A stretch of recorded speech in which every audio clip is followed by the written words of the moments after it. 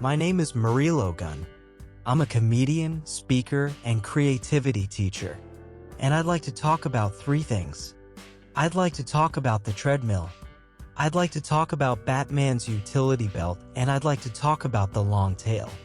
But before I start talking, I'd like to do a quick and important survey, just to see the profile of the people here.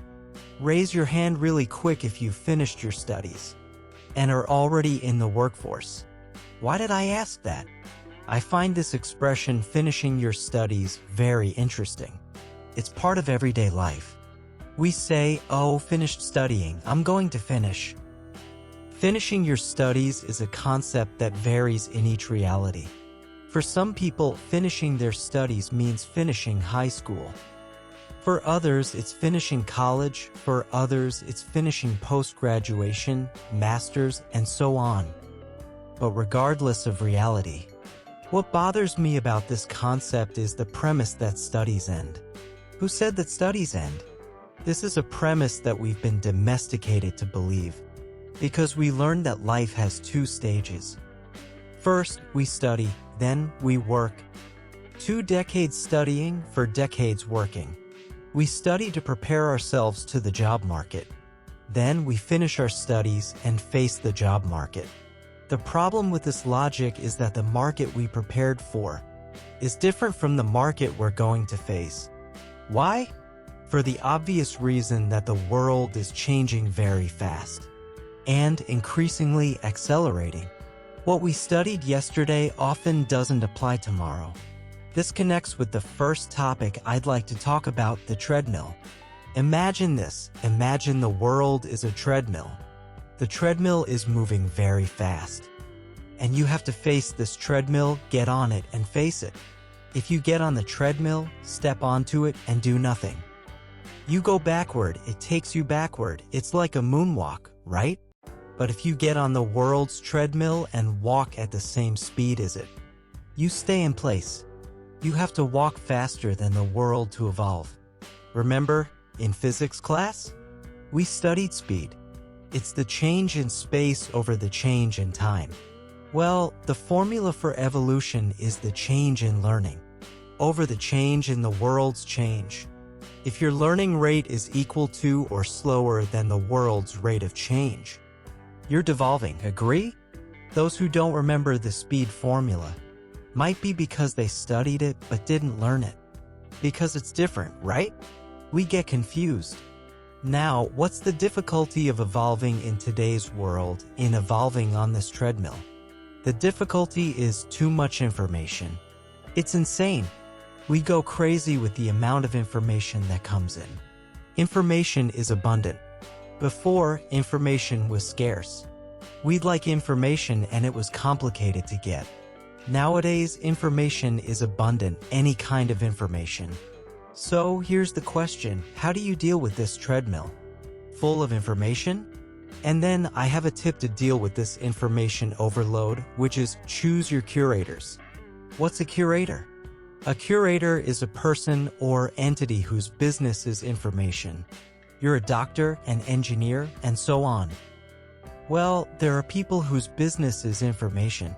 They live to filter, to curate the information, so that you who are a doctor, engineer, don't waste time with it. They do it for you.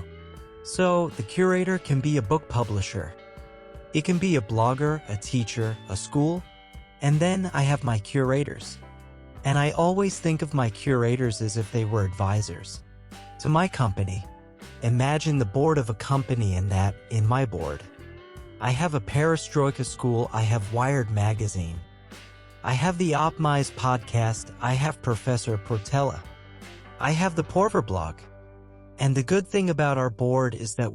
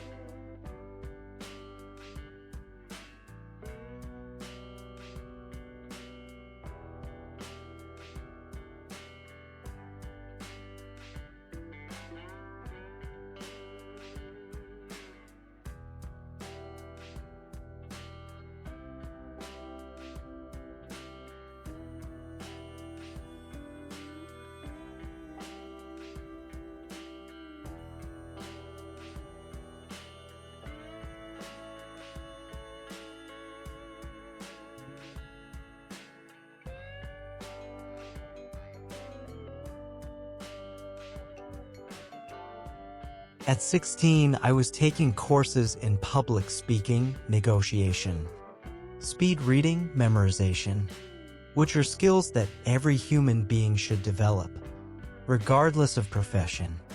And since I didn't know my path yet, I focused on putting things in my utility belt, whatever they were. The problem is that in our 20 years of schooling, we don't learn this. We only learn information and more information, which made a lot of sense before the information age. Information wasn't abundant, but now it's starting to make less sense to memorize a bunch of things. Instead of developing skills, we spend a lot of time learning the quadratic formula, which few people will ever use. The quadratic formula, from what I understand, its only function is to help your child with the homework on the quadratic formula. It's an infinite loop of quadratic formulas in your life. We needed less quadratic formulas and more Batman utility belt skills, empathy, public speaking, creativity. And it's interesting that school has this industrial model focused on providing information. It's very industrial. It's industrial, and the child is the product on the treadmill. The child goes on the treadmill. First grade receives content. Second grade, different content. Third grade, different content. Everyone receives the same content at the same speed, at the same pace. And they're all tested the same on this treadmill. Then they receive a lot of information that, in the information age, is abundant. And they don't develop the Batman utility belt skills. Have you ever noticed that school resembles a factory? A prison, a barracks, a jail? Have you noticed? It's a place where people wake up early, high walls, everyone in uniform. They enter classrooms or cells where they're obedient. To go to the bathroom, they have to raise their hand until a bell rings and they can go to the yard to get some sun and have a snack. That's a school, it's a prison, it's a barracks, it's a factory. They all work on the same pattern. And for the Batman utility belt, for you to choose which skills should be in that Batman utility belt, I have a very simple technique. Basically everything that school doesn't teach. School is very focused on one type of intelligence, logical mathematical. Always too obsessed with that, because it was necessary in the industrial model. But in today's world of software, technology, artificial intelligence, machines are perhaps doing logic and math better than us. So we should be focusing on developing other intelligences. There's a theory of multiple intelligences by Howard Gardner. That's worth researching. I'm not going to talk about them here because there's an amazing website that explains all of them. It's called Google. It's all there. And on Google, you can also have access to the third point I'd like to talk about, the long tail. The long tail is a theory by Chris Anderson. He used to be the editor of Wired magazine, which, by the way, is also on my board. The long tail is this: the concept is, in the offline world, in the physical world, we had physical limitations regarding the number of products.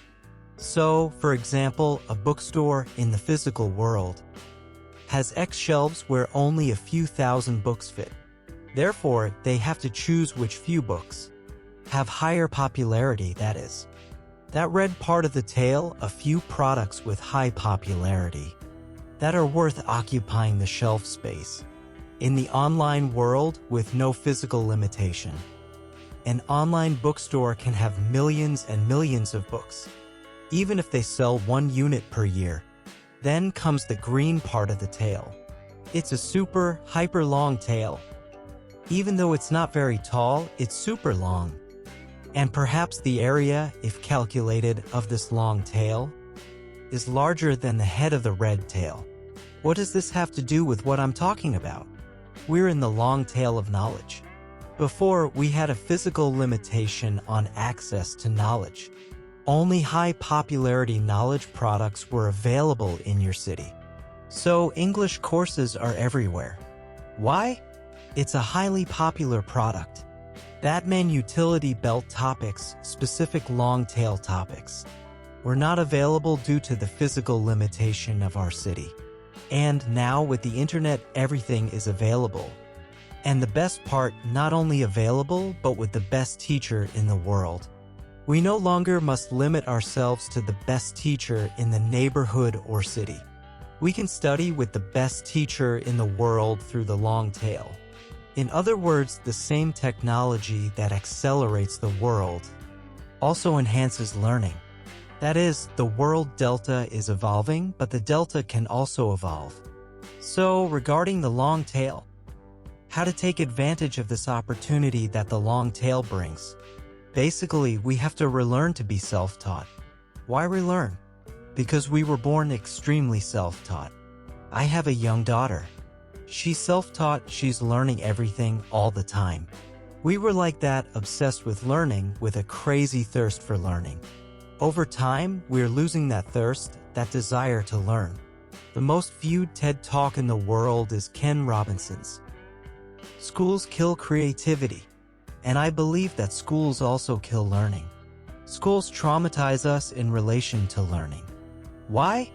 Because we spend almost 2 decades learning through coercion, through fear, through obligation, without pleasure.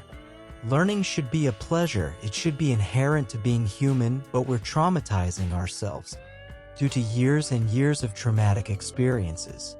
Regarding learning, we've gotten used to not being learners and just being students. A student is someone who doesn't necessarily transform. You can study, but not learn anything. We have to be learners. And why aren't we? Because we attend educational institutions, and not learning institutions, which would make much more sense. So, the 3 things I came here to share today basically are, we live on a treadmill. We have to face this treadmill and walk at a learning rate higher than the rate of the world's evolution. My suggestion for this, choose curators. People whose business is content and information, who can curate for you so you don't go crazy in this information overload that the world offers. Then what to develop? Batman utility belt skills. Basically most things that school doesn't offer. Generic skills applicable to all aspects of life. Emotional management, time management, meditation, productivity, creativity, empathy, negotiation. None of this we learn in school.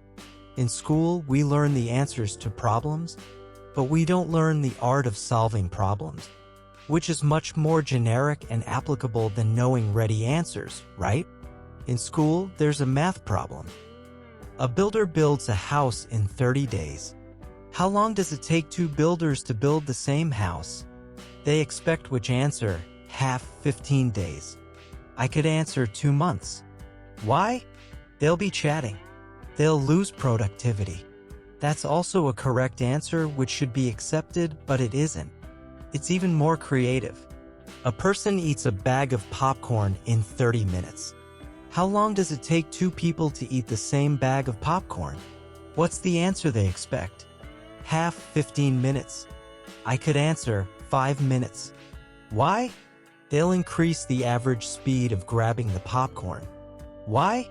There's competition now. That should be considered, but they're too obsessed with answers, and not with understanding the art of problem solving, and to take advantage of the great opportunity of the long tail. We have to relearn to be self-taught. Being self-taught is being the protagonist of your learning, taking the reins of your learning and deciding what you'd like to learn, according to your pleasure, so you can learn at your own pace. And in the past, being self-taught was something isolated. You were alone as a self-taught person. Nowadays, through the internet, you can study alone, self-taught, and collective at the same time, connected with a lot of people. Well, to finish, I'd like to ask a question. Raise your hand if you've finished your studies. How much we know today is less important than how much we are learning. Because knowing is a static condition and the world is very dynamic. We have to keep learning. As Johnny Walker would say, keep walking, keep learning. Thank you very much.